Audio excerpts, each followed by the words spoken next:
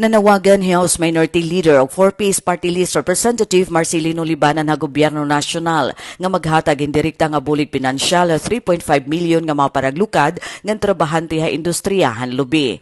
Iniin kasumpay han nagtitikahirani nga temporaryo nga suspensyon han mandatory biofuel blending han nasod.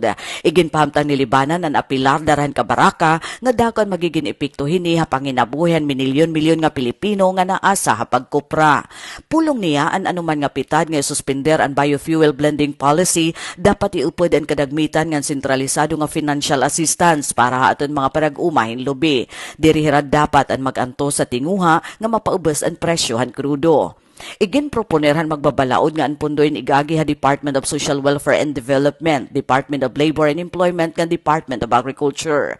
Tuyo hini nga masiguro nga ang cash support, emergency employment, and agricultural assistance in makakaabot dayon ha vulnerable nga komunidad.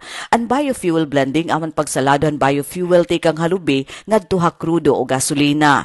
Kun iniin masuspender gin kakabarakan nga maluya ang demand ang kopra nga magreresulta hin masabubo nga presyo han pamalig han lukad.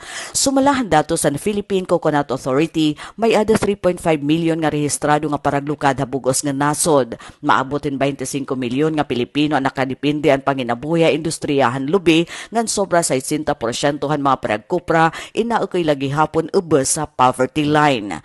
Gintagan hindoon ni Libanan nga samtang importante ang pagpaubos ang presyohan lana ha mga gasolinahan, diri ini dapat himuon nga kaperdihan ha usa nga sektor.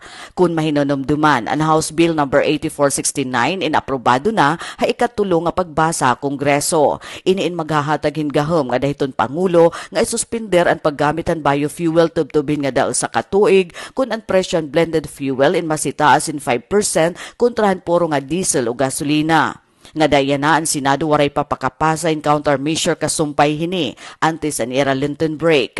Iniinhaluyo nga igindeklarar ini nga urgent han Malacañang. Para bagong Pilipinas, Daisy Lalosa Biliza, Radyo Pilipinas, Radyo Publiko, Borongan.